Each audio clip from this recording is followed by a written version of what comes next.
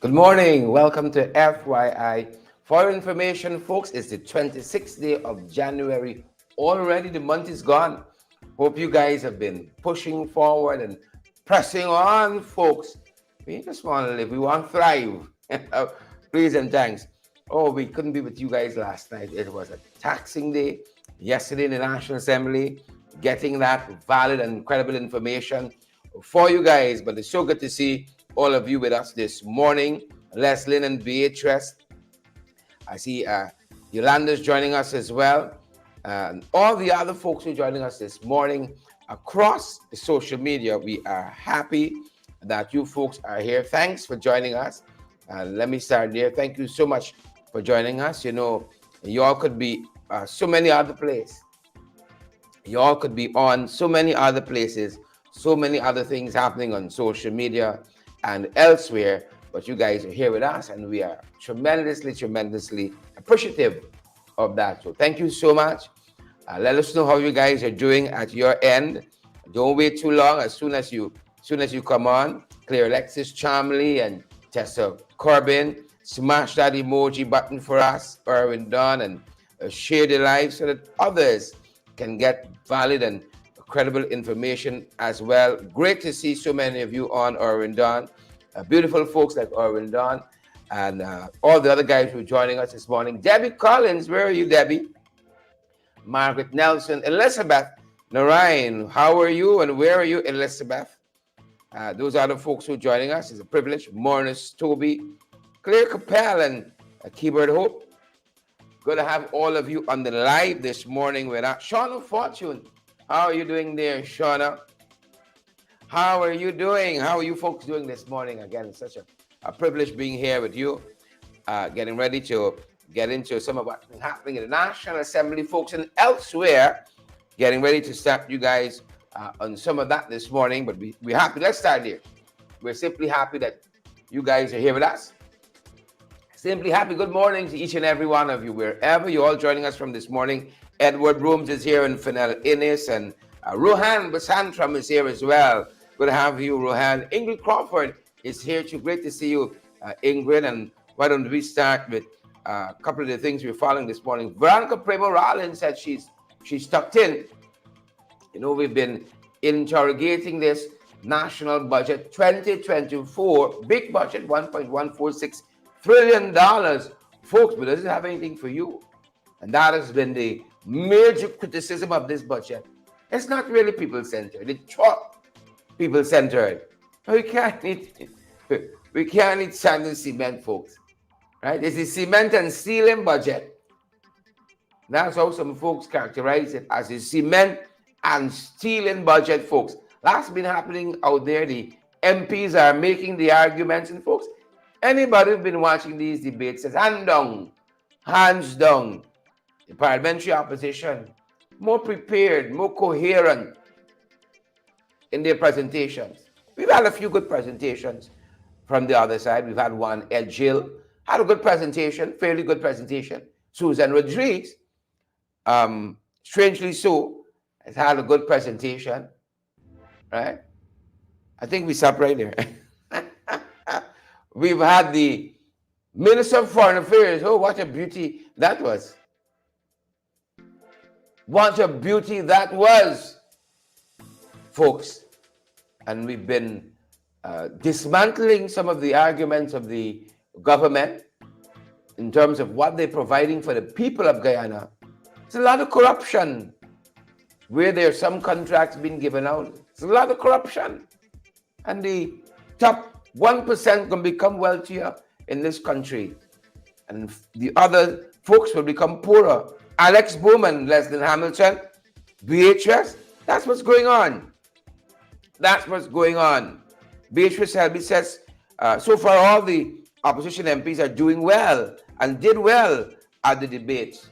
Thank you so much, Beatrice. Rihanna Mingo, we see you as well, and Abira and Orwin Don.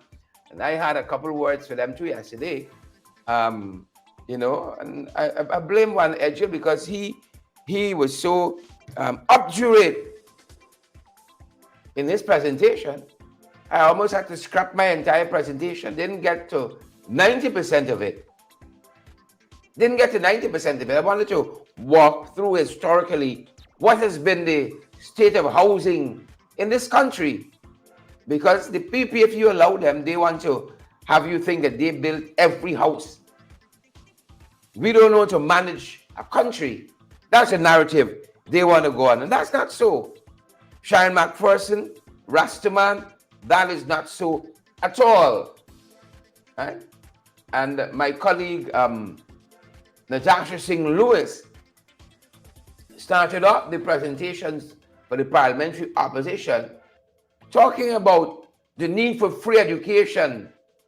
Because we've heard coming from the benches of the other side, the government benches, who cheering against scholarship and who cheering espousing against scholarship. But families on both sides have benefited from scholarships from the government. This is a right of every Guyanese citizen. Every Guyanese citizen, as long as you meet the criteria. Right? As long as you meet the criteria. It doesn't matter whether you belong to government or opposition. And that's part of the point we heard Natasha Singh Lewis making yesterday in the well of the National Assembly. Take a look, folks, at some of what Natasha Singh Lewis, Member of Parliament, had to say on this matter. Free education. Now, let's get about that business. I feel compelled to address two issues that have continuously raised its ugly head every year during this period. And that is one of the issues first, sir, is that of government scholarship. Sir, education is important to all of us. You and I are guided by the text that we should seek knowledge from the cradle to the grave. Then why should we come here every year seeking to ridicule the children of parliamentarians, whether they are children of PPP parliamentarians or children of the APNU AFC parliamentarians, for utilizing the opportunity given to them and all other Guyanese? It is sending a message, sir, that the PPP parliamentarians and their children are more superior and deserving than the coalition members and their children.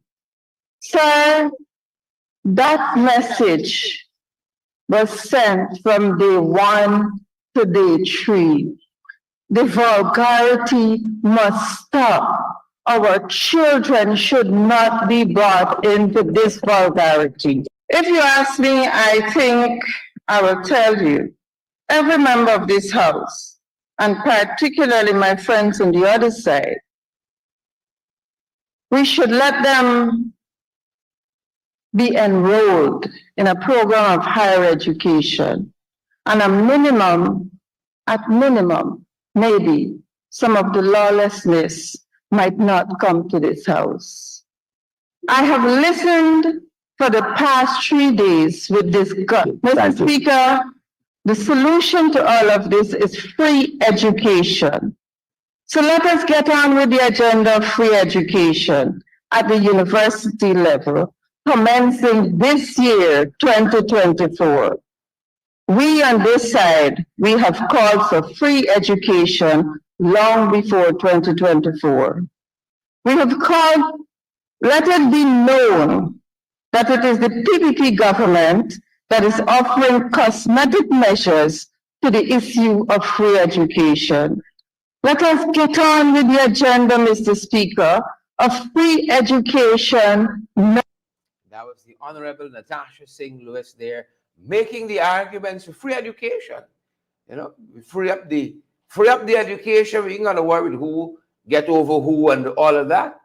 All will be entitled to it based on the criteria that we set. All be entitled to it. And so that was a Member of Parliament, Natasha Singh Lewis, making the arguments out there. You know, we also heard from yesterday, because the same thing came up in housing. Who get land and who didn't get land. All Guyanese are entitled to land. We have enough, folks. It's not a quarter pie we have a big pie. And once you come out the city, you can see this country and how much land it has. And the further out you travel, you see the expanse of emerald green. That's land, some cases untouched land. See? But it's only some are profiting from that land, and some have profited and made a good profit off of land. And that was one of the issues that we saw the honorable member Annette Ferguson raised. Right? Sparendam. Listen to what happened at Sparendam with one man who got land at Sparendam. This is according to the honorable member, as he said, Annette Ferguson, making the arguments. We got enough land in this country, Tessa, Rishi and Diane, Dion and all the others. Enough land for all of us, you, your children, your grandchildren, and their children too. You know, this is what the honorable Annette Ferguson said on her feet about this land story and who get and who won't get and all of that. Mr. Speaker, there's so much to say on the housing scheme, on the housing sector, but time will not permit me, Mr. Speaker. Mr. Speaker, the speaker before me said that we had 5.8 billion and we only spent 12% of that 5.8 billion. What the honorable member to say to us, Mr. Speaker, the 1,000 homes that they built in perseverance. The coalition government had to expend over $2 billion to fix all the defects, Mr. Speaker. So when the people talk about housing, tell me what your facts, Madam Susan Rhetoric. Mr. Speaker, the disparity will continue. The disparity will continue. But I think I need to put this on record. Because we oftentimes come to this National Assembly and we talk so nicely about caring for people and providing 30,000 house slots, as they constantly would say. But Mr. Speaker, the forensic report of the Sparendam housing project, page 20, this is what it had to say at 10.5, Mr. Bharat Jagdeo. At the material, honorable member, at the material time, Mr. Bharat Jagdeo was executive president and head of the cabinet. He was previously an allottee of land at Good Shawaktin, popularly known as Pratteville 1. The point is here, Mr. Speaker, he was awarded this land in 1998. Never lived in the house, built a house, never lived in it. And disposed of sold the property for $120 million in 2010, and constructed got a piece of land they took from NCN at Sparendam. And what he did, they ensured lights, they ensured water, they ensured drainage, and you know what? Transformers. Of which you never paid for, Mr. Speaker. The records are lighted. So when y'all come in to talk that y'all have love, y'all care about poor people and very principled people, y'all ain't ready yet to speak when it comes to the housing sector. Yeah, that was the honorable member of Parliament, Annette Ferguson. You see, facts are stubborn things. Facts are stubborn things. Some people get land dirt cheap, and then they sell it back and make a humongous profit. And the ordinary man, my God, Andrew Griffith, Dolly Anderson, the ordinary man, they're catching a tail in this country. And that's going to continue to be the growing disparities that we see. And because of this growing disparities, we've been seeing so many people, finding alternate jobs and a side hustle. And part of that is the proliferation of marijuana, ganja, that we now see on our streets. Police made a raid in an area in Malia and unearthed a number of parcels of marijuana. They searched some folks, didn't find anything illegal, they said, on them. But in a particular area, where those folks were. They found a plastic bag, and when they opened that bag, they had a number of individual parcels, numbering, I think, over 83 grams in marijuana. We've seen and this is a small amount, really and truly, in terms of what we've seen in other places. Deep in the Berbice River, acres upon acres of marijuana. We told you recently of over $220 million in marijuana destroyed. Who can learn to plant that kind of marijuana? That's one of the things we're watching this morning. The first 15 things, folks. This gentleman we have here pleaded guilty, killing his 18-year-old wife. He's 52. Pleaded guilty. Yeah. She left to go to some classes in an area there in the Northwest and didn't come back. Went looking for her, and he said when he touched base with some of her relatives, they took him to where she was at a particular camp and found her in a hammock with his son sleeping. And as he was taking her back to where they lived, they got into an argument. And before that, he said she threw herself down several times protesting. And then she said something to him. He became enraged and he dealt her several blows, according to him. He said he took her to a camp and left her there. Yeah. And she subsequently died of those injuries. The man is Dan Raj Theophilus. Dan Raj Theophilus. Police said he admitted to the crime and is now awaiting sentences. Right? 52. Wife is 18. He has a child with her. I was searching to this story to see how long they've been married. Quote unquote married. I've been searching to see that. She's 18, he's 52. He admitted to hitting her several times, and the reports are saying that she died of those injuries. Yeah. We're in a rough place, folks. We're in a rough place. The police searched Dolphin Tutorial High School, rather. My apologies. The Tutorial High School. And folks, knives in students' bags, scissors, and these are all prohibited items according to the Ministry of Education. And that's the actual picture there of the implements that were found. What's happening in our schools? When a child thinks he or she got to bring a knife, got to bring a scissors, just in case anything go down, you're protected. Rihanna Mingo, Karen McPherson, Dolly, Aletha Galloway. Oh, we got to pray for this country. And we got to encourage our parliamentarians to focus on the policies that can help alleviate this kind of school violence that we've been seeing.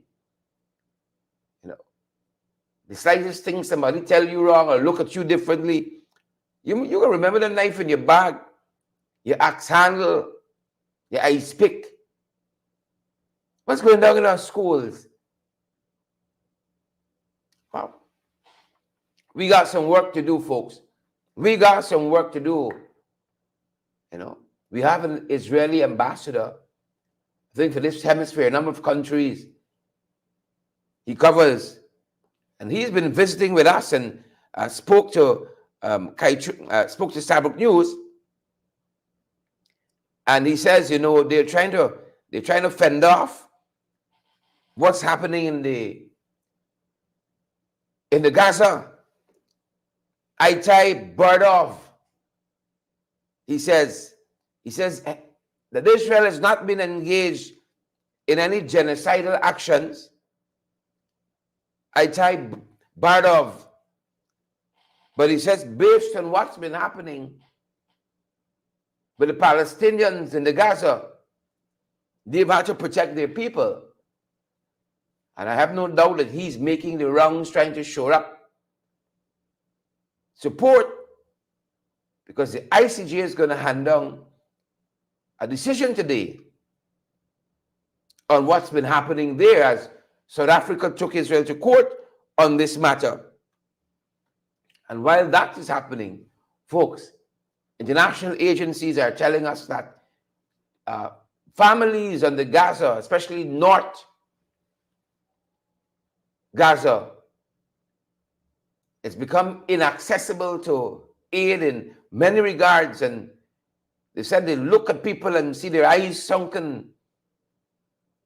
You know, people have gotten very slim because aid is not getting into this area.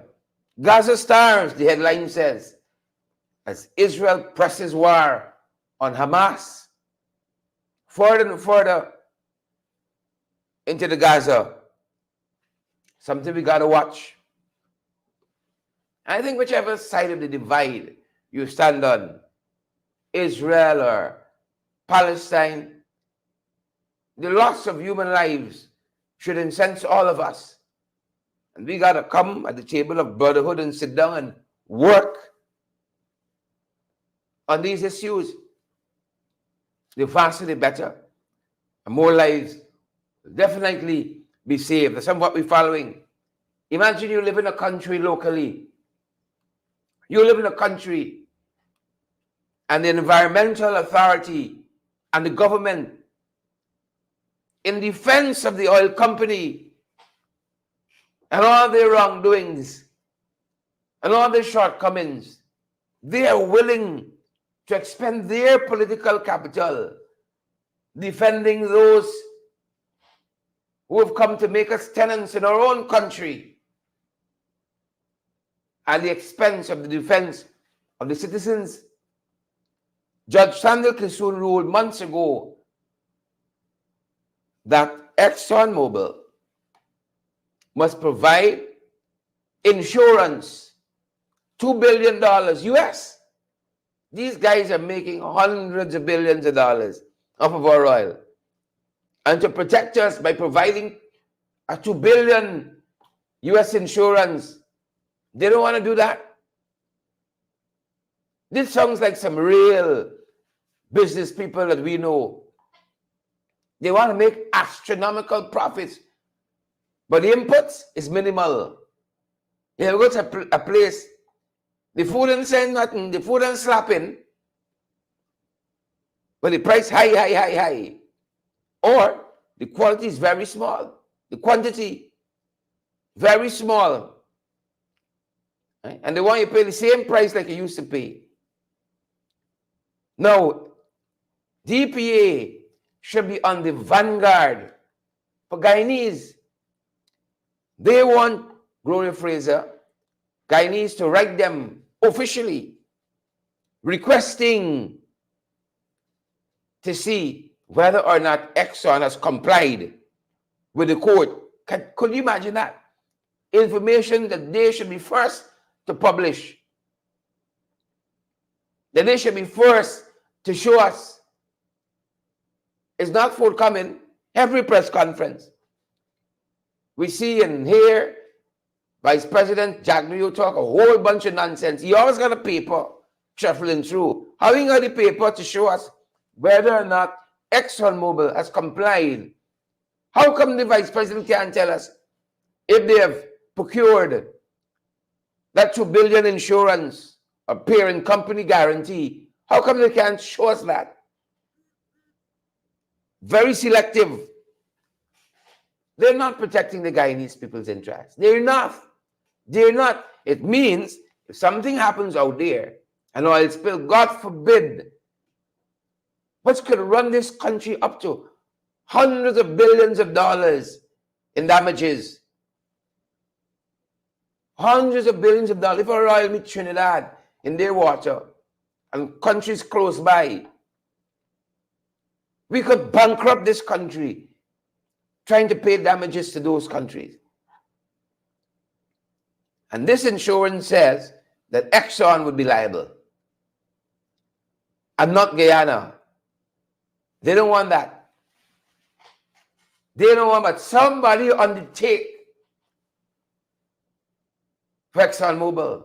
ExxonMobil got some people in their pockets. Is who? This kind of defense of ExxonMobil don't come cheap. It don't come cheap. It's in the pockets.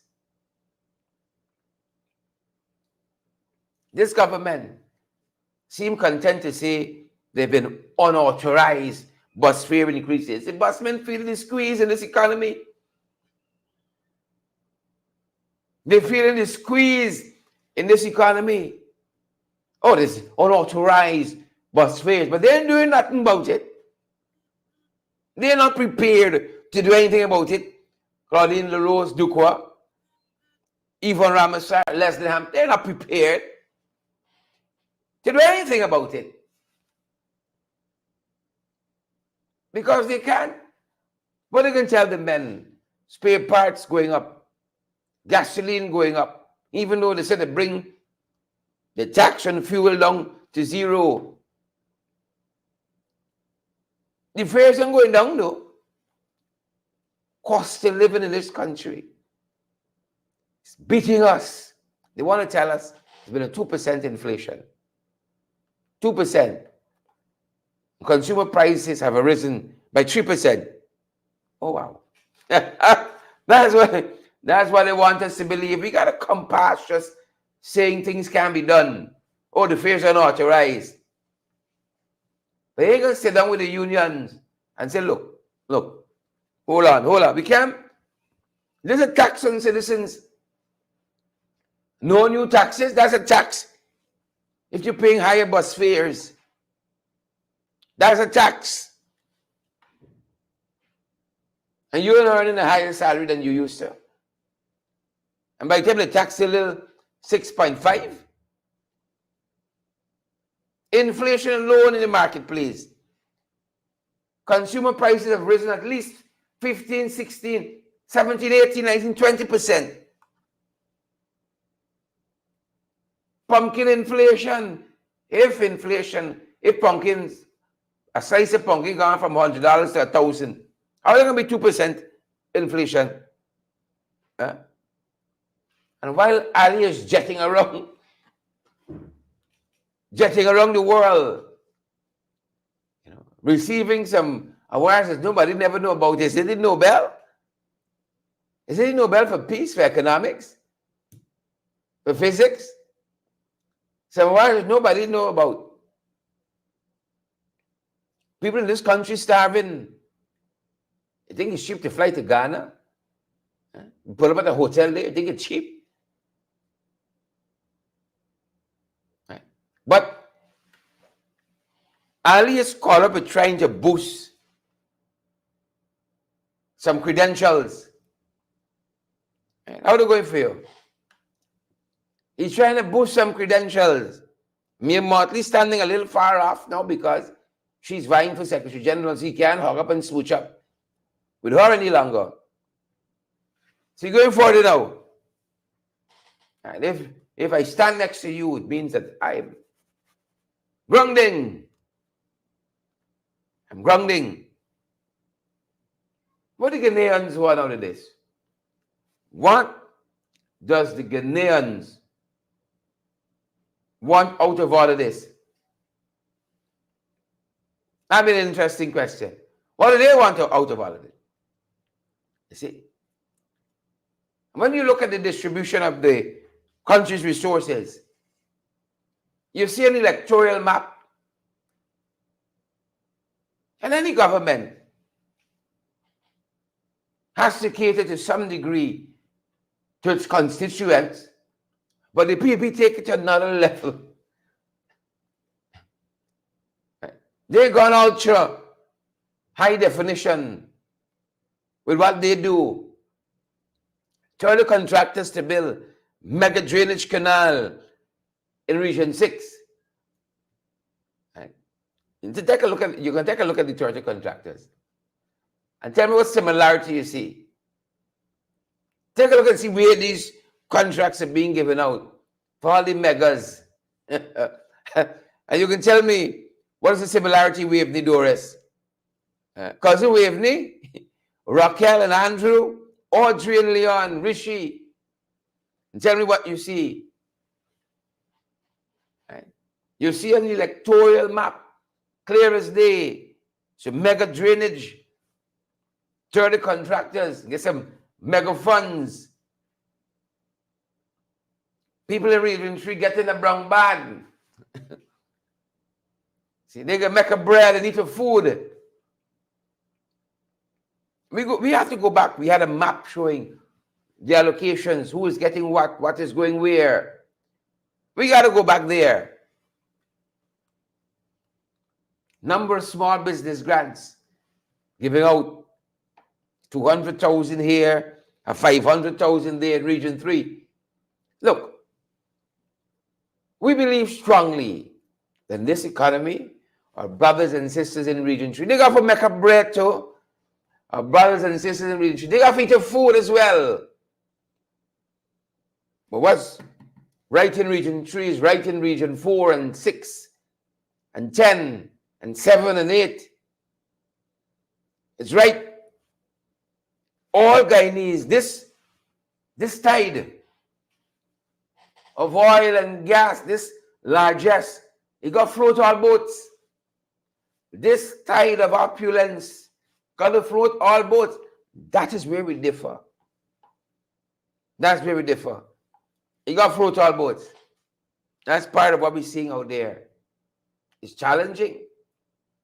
Very, very challenging. You see an electoral map when you see where the resources of this country are being divvied up, folks. The first 15 things we think you ought to know about as you start the day to day. Jack Dio on the use of violence. He hears some comment at the rally you had on Saturday. And he's come out to say that any violence, the full force of the law will be applied against. You see, we don't believe in violence. We are peaceful people. Struggling, we struggle. We don't look for trouble. But ask around. Violence will never be the answer. Never, never, never. But you're right to say and do what you want. Gotta stop where my right begins. And if you unclench your fists, Mr. Jagdew, we can outstretch our hands. Wasn't the other day, Mr. Jagdew was saying the nature of the struggle has changed? Wasn't the other day he said that? I didn't hear a comment out of Jagdew when we saw a female police officer beaten and being helped out of Bath and residents in Bath settlement, pelting police officers with stones and all manner of things. I didn't hear a peep about violence out of Mr. Jagdew. You had a policeman who was chopped at Cotton Tree by supporters of this regime. I didn't hear anything about the use of violence out of Mr. Jagdew. I saw supporters of Mr. Jagdew ransacking GCOM offices, proud to say they dismantled doors, take off locks. Video evidence is out there. Them foraging through drawers at GCOM. I didn't hear about violence or Mr. Jagdew. I saw a school bus being pelted with school children in it. Workers going home. Their cars, their vehicles assaulted. I didn't hear anything about violence out Mr. Jagdew. Because you see, the nature of the struggle had changed. The nature of the struggle had changed according to him. Right? Now he in the seat. Now he's president for third term. He's president for third term. It's a different story. Heavy is the head that wears the crown. See, now he inside. He want no disturbance or talk of disturbance. The heavy hand of the law will be applied. See? Oh, we were the good life government. Here finally, Jagdew and the acolytes try to upturn Dr. Karen Cummins' vehicle out there. You remember that? At the Pegasus? You remember that? Oh, that's a good life government. We didn't hear much out of them then. With violence and such and so forth. How convenient, Vice President Jack Dio. How absolutely convenient. And people are worried. With oil and gas boosting this budget 40+%. Another 40 being aided by borrowing to get us to 1.146 rather, trillion dollars. The national debt is set to balloon. Your children, their grandchildren, gonna monies to people. That's a burden to being born with, Sheena Hazel. Spend, baby, spend. Pump, baby, pump. A budget of concrete and stealing. As the folks on the street describe it, a budget of concrete and stealing. Economists are worried about this. Policy analysts worried about what's happening here. You see, this budget look nice on paper, eh? 1.146 trillion. Oh, they love that. Biggest budget ever. Ashley gone in there. Feeling like a big sahib, all 4 feet to him. Walking tall. Mentally. Oh, biggest budget ever. 1.146 on our government. You see, when you read the fine print, when you see the budget in action, it's a different story.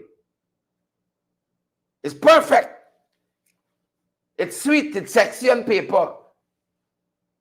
Stay in the course on paper. When you see the reality of it, as my aunt says, it's nothing to write home about. We have the Doris. It's nothing to write home about. Rena Cummins, Raquel Gentle, Naomi Drucker, Giselle Roman. It's nothing to write home about. There's nothing to write home about. So I can leave that there. Then now I see they're wheeling into the Rama McCrae analysis of budget 2024. Right? Then the analysis lacks depth and a whole manner of things. I didn't expect anything better. We do not expect anything better.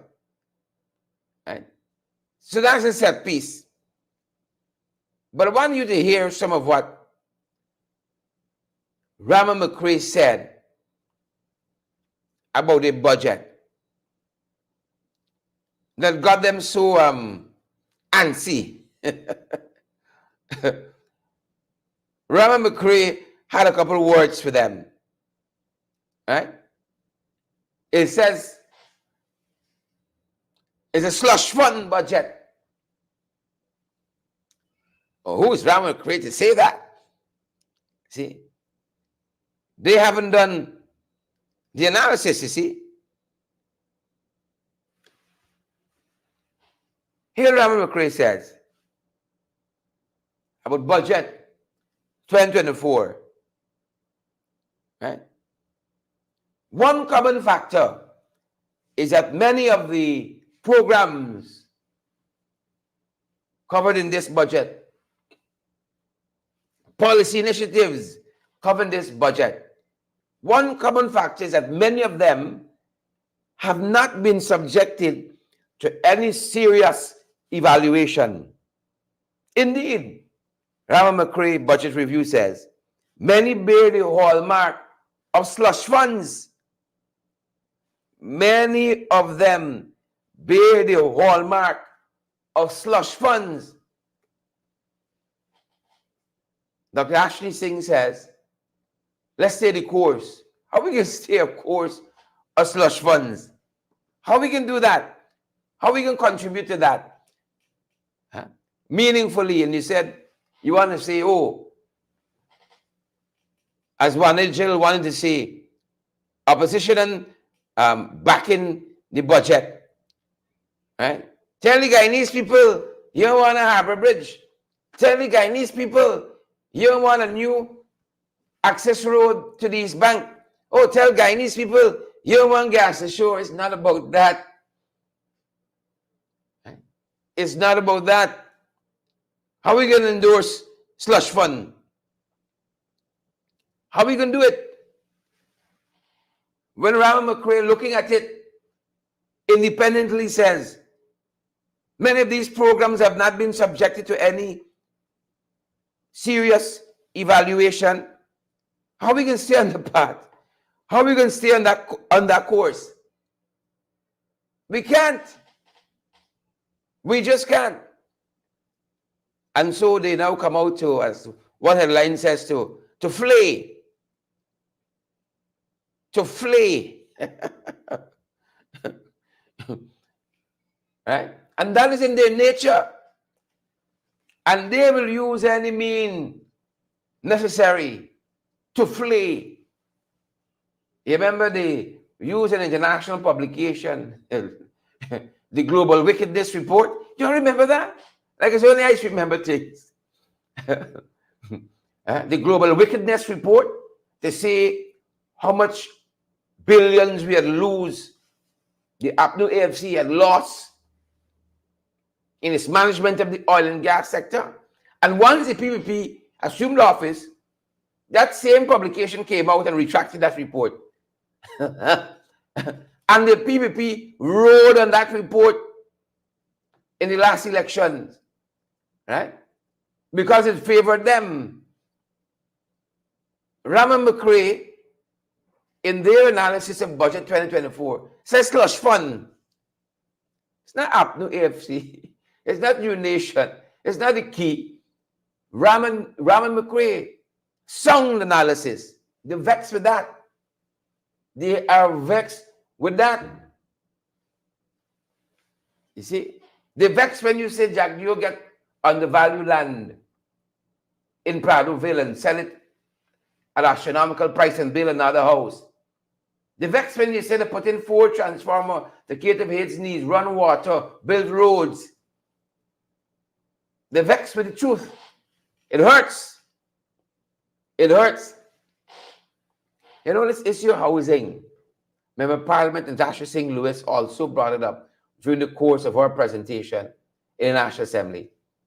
Take a listen to what she said. Take a look. On Tuesday last, the Honorable Sonia Parag attempted to inform this House that members of the opposition benefited from a process of applying for house lots in an expeditious manner, and somehow that seems to be a big hullabaloo for the PPP. But let me remind our people, especially the young people, what the PPP members of Parliament did when they were in government prior to 2015. Their memories are not that short. One must not forget the house lots at the infamous Pradoville, where the lands were developed with monies from NISIL to the tune of more than $100 million and sold at an undervalued price to current and former ministers of government at a tune of $1.5 million per house lot. Mr. Speaker, a former minister sold back his house lot that he bought for $1.5 for over $100 million, and a part of a deal, he was awarded 30,000 acres of land to develop soya and was given a number of mining licenses. Another current minister sold back her house lot for over $100 million. These are the people that stand in this House and are consumed with an opposition member of parliament legitimately applying for a house lot, which was awarded to them and paid for at its real value. Sir, I don't want to describe these people as sanctimonious gangsters, but this level of white-collar crime exists in the government. On Tuesday, And that is part of what the Honorable Member Natasha Singh Lewis said about the state of housing and people who benefited handsomely. Prime real estate, 1.5 million. 1.5 million. Benefited handsomely. You see, facts are stubborn things. Facts are stubborn things. And here is the Honorable Member Annan Ferguson telling us that in this whole thing about land and so on, development is happening currently in a very uneven way, in a tremendously uneven way. Take a look and take a listen to what she said. Mr. Speaker, I can parallel what is currently happening in the FYI housing scheme. This is what is happening. On the eastern side, they're building hundreds of professional houses by private developers. Mr. Speaker, what is happening on the eastern side in that housing scheme? Lantern posts with transmission lines run, water, electricity, so construction moving at a pace. But the lands to the east, to the west, sorry. Yeah, the lands to the east. No, the lands to the west, it's supposed to be the first. The lands to the east, sir, when you go in, this is what is happening, sir.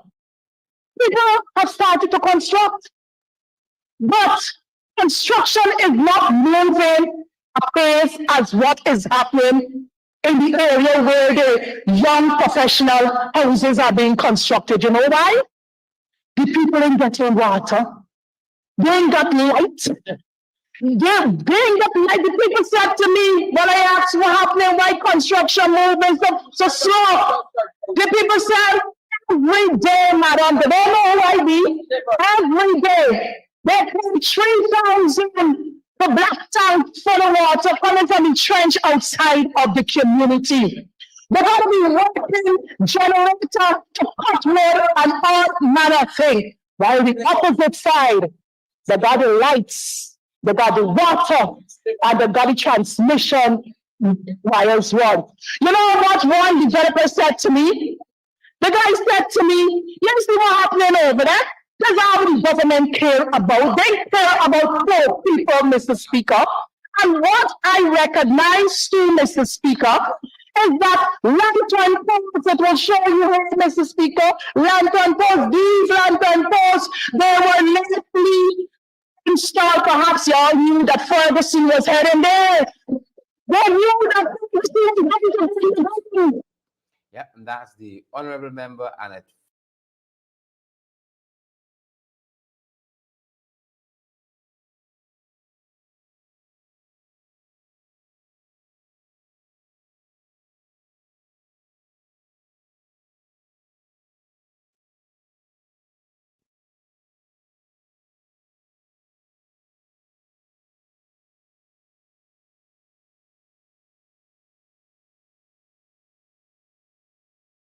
Yep. Apologies there.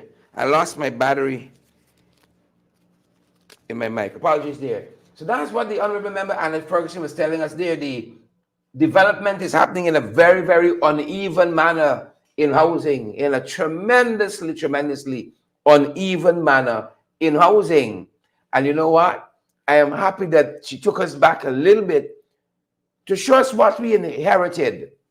You know, they tell us they've done 30,000 houses or 40,000 houses. And in doubt, when one person getting 4 and 5 house lots, and the evidence is there, and it's been in the public domain circulating, When one person getting 3, 4, 5 house lots, 5,000 people could get all of that. And they're fiddling with the numbers. They are fiddling with the numbers. We know it's proven there's corruption. You're going to sleep with somebody if you get the right money. You get how much house lots you want.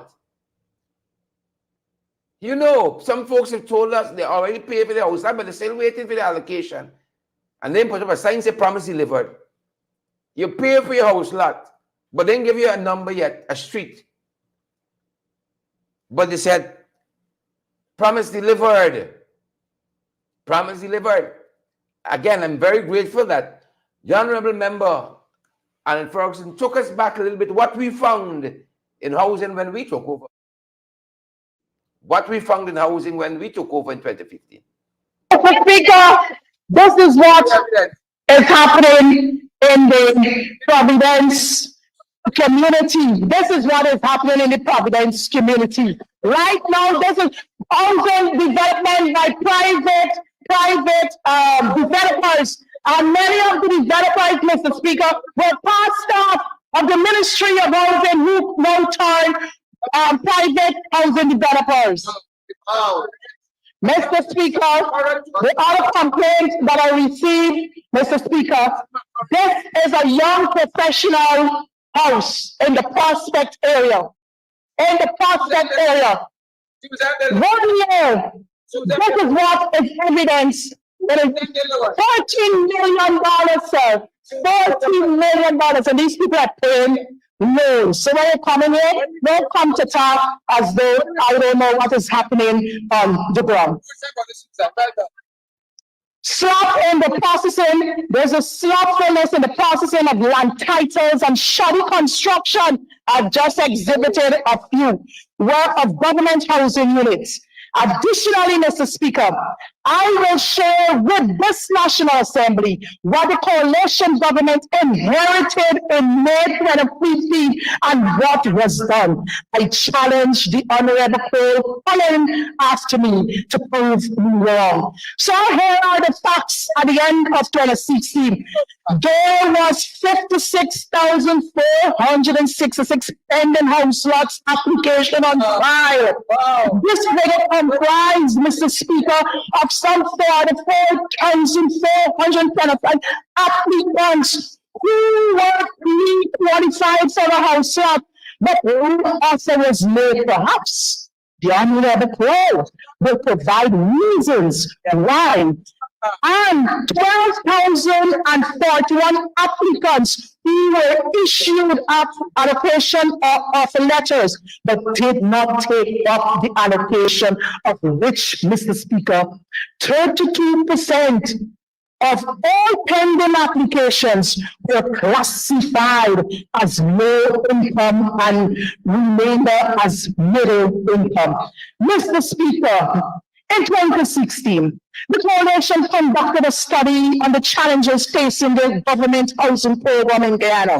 It was discovered that a high number of pending applications for low-income applicants can be partially attributed to a crowding out effect due to the high provision of house lots, primarily middle and income earners. Between 2009 and 2014, Dr. Actually Kumar Singh, not the coalition government. The findings also found that the overall backlog of applications may also be because of cases where the applicant may have declined an offer despite being offered house lots across several schemes by CHP.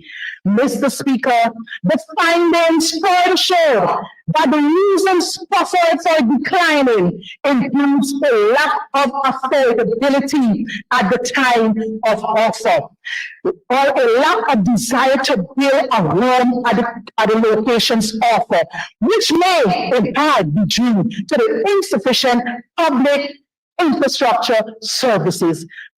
Yeah. You heard how many applications we inherited? Was it 54, 56,000? Of which 33% were pre-qualified and were not allotted any lands. So when they come and say they've given out 30,000 land, If that is so, let's say that is true. You're supposed to do that because you didn't doing it all the time for 23 years. You're supposed to do that and more. So you're playing catch up. You ain't doing nobody no favors. You ain't doing nobody no favors. Ashley Singh said in 2010, they were giving out 20,000 house lots per year. 20,000 house lots. Now, if you're giving out 20,000 house lots and you're in government for 23 years, how many house lots is that? Every man, woman, and child in this country currently supposed to have a house lot. You see, if you don't drill down and sometimes remind them of where we're coming from and where we are, remind them who they are and of their nature, folks run away with the wrong idea. And we do it in a good way, good-natured. You know, it's like you give him medicine to cure some malady. I heard one Ejil yesterday in the National Assembly, and I was astonished, not only at his verbosity, but his pomposity as well. And I remembered this was like Goliath. Remember that story? Talking about, oh, what are you going to do? And this and that, and all this kind of stuff. I was actually preparing my presentation. I was in the lounge preparing my presentation. I said, oh, when I was listening to him faint in the background, I said, oh, and I scrapped the whole thing. 90% of it I scrapped. I said, I'll go script it for you. You see? Right? I gotta go script it for you. And in my mind, mentally, I gotta pick up a couple stones. Because this uncircumcised Philistine here, he's a little too pompous. We all do, and this will be doing, and this project, and that money. If you hear the fella, I say, God, if you deliver this dear enemies into our hands, great God that you are, deliver enemies in their hands. I scrapped 90% of what I had to say. Right? And I said, Father, you filled my mouth today. I only want to say the things you want me to say. Take a look and take a listen. And so what I said on the floor of the National Assembly yesterday. Speaker. Things. If the bishop wants to be honest and true to his creed as a Christian, and I think he is, I have no doubt he is, he will note that the gas that we so depend on, and oil more so that we so dependent, that contract was signed in 2099. Let me start there. In 1999, rather. In 1999, that contract was signed. Hold on. You have made some slips, Nancy Lyon. You have made some slips. When sorrows come, Charles, they come not as single spies. They come not as single spies. In 1999, but it was the inept and incompetence of the PVP's foreign policy that kept us from benefiting from that. It was the consistent incursions in our exclusive economic zone out there by the Venezuelans that kept us from that largesse. It was the David Granger administration, wasn't it, that submitted in 2018 that matter to the ICJ. Let us be fair. Let us be fair. And where you got 1% royalty, wasn't it so? On that production sharing agreement of 1999, we got 2, but we didn't do anything. And we set the framework for the 2016 production sharing agreement, from which the honorable member will come and boast of all of these projects. If the monies were there, Mr. Edgell, honorable member, let us be fair.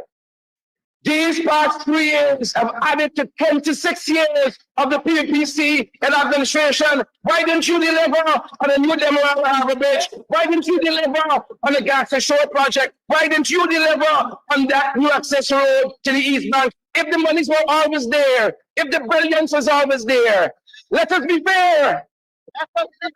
You are benefiting from the brilliance of David Arthur Granger and those ministers that serve with him. Let us be fair. Let us also be fair. Mr. Wanda Jill and Anam Prasad, let us be fair. You promised in your campaign, in your extract of a campaign manifesto, you were going to amend that production sharing agreement because we don't know what's making deal. 3.5 years later, you have not changed a word. You have not changed a dot. You know why? Because the deal's sweet to fund all of your projects. Let us be fair. Sanctity of contracts. We have now gone behind that sacred veil. And you have declared sanctity of contract. You can't fulfill your promise, but you have said in your campaign manifesto it was a bad deal because you were Donald Trump and you could get a better deal. You are the deal maker. But change the contract. Stand on your promises and fulfill your promises in that campaign manifesto. Amend the contract, get a better deal. Let us do that. Don't hide behind sanctity of contracts. When you got into office, Jill, there were already studies on your desk for the Gas to Shore project, far below the price you're not prepared to pay for it. It is a perfect deal you have set up. You can get manure, and you can get this and that. The only thing you can't get is investors. Why it hasn't started as yet? The Demerara Harbour Bridge wasn't the studies already done? Let us be fair, Bishop. If we have no interest in putting a new harbour bridge here, what would you? Were just wasting time doing studies? But that is how projects are done. The money was there. The studies were already done. And if we want to be fair, that area where that road now runs, the new access road of the East Bank, since in the 1970s, those were on the cards. I have lived in South Randolph for 30 years of my life, lived in the shopping plaza, understood poverty. You know what's the building on the right as you approach the Jumbie Board? Do you know what's the building on the right, honorable member Sonia Parag? Do you know what's the building on the right, honorable Deodat Indar? Some of you heard about South Randolph for the first time on taking government. Don't come around, it's funny. Don't come around, it's funny. That area on the right there, Wanda Jill, if you've lived in South, you know that there's a ranking. Don't come around me funny. And on the left of that, was a Chinese restaurant, is now a dwelling place. Was a Chinese restaurant at the corner of Greenheart Street. And I've known all my life that road is dedicated to a highway. And that's why that land was never occupied. We didn't have the money to do it. Let us be fair. You didn't just swoop down and build that road in 3 years. The plans were already there. Let us be fair.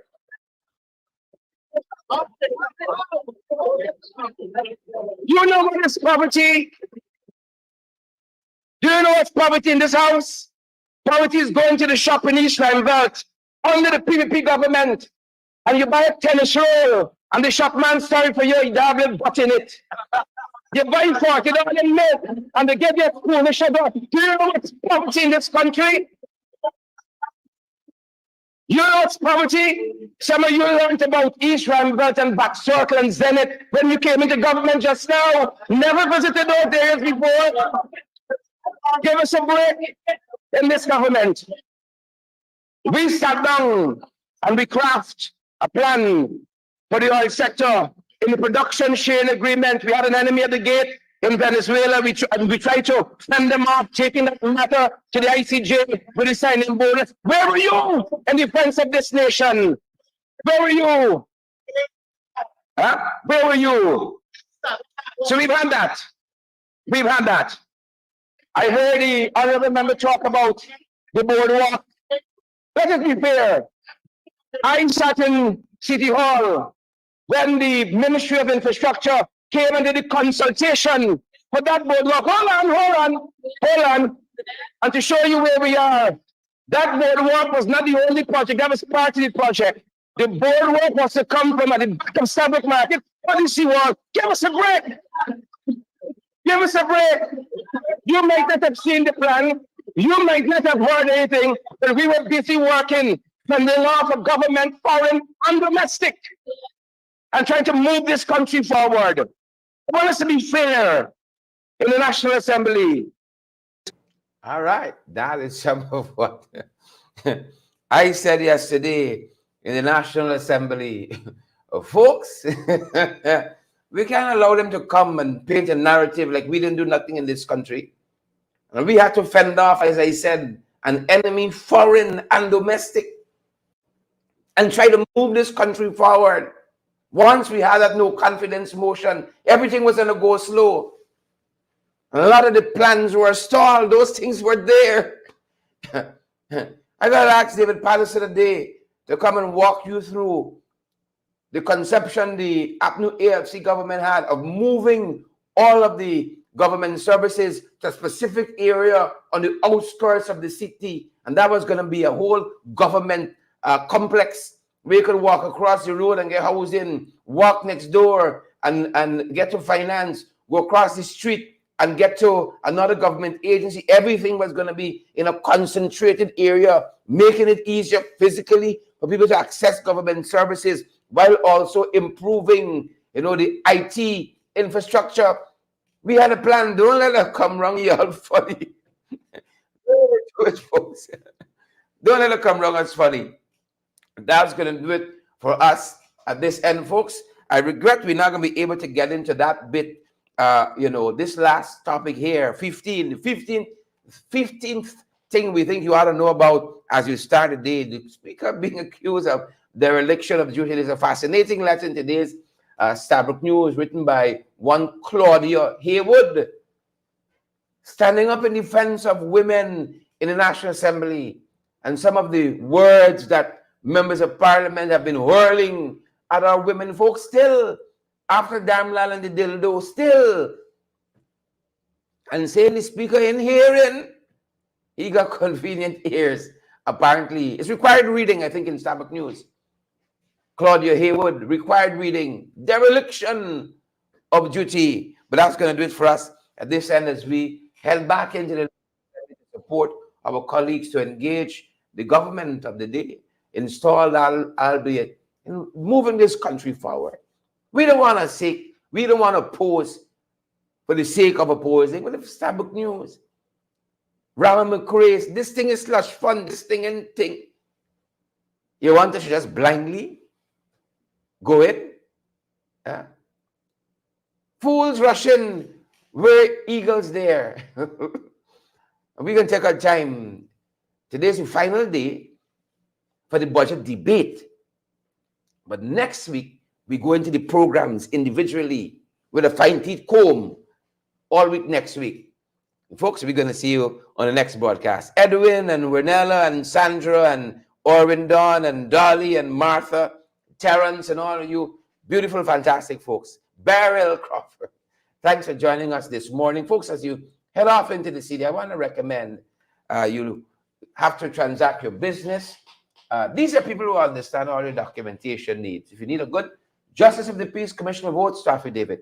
We recommend the Alistair Collins firm. They run Lamaha Street between Camp and Waterloo, downstairs at the Caldian Mall. For all your documentation needs, you got a great staff there. 649-6410-685-6448. 649-6410-685-6448. Folks, go ahead and have a fantastic day today. Stay vigilant out there, and we're going to see you guys right back here on the next one. That's our time. Wonderful folks. Elizabeth Howard, Waveney Doris, Anne-Marie Selby, Shellon, and Desmond, and Yvonne. Have a fantastic day, folks. And thank you so much for your kind thoughts this morning. Thank you so much.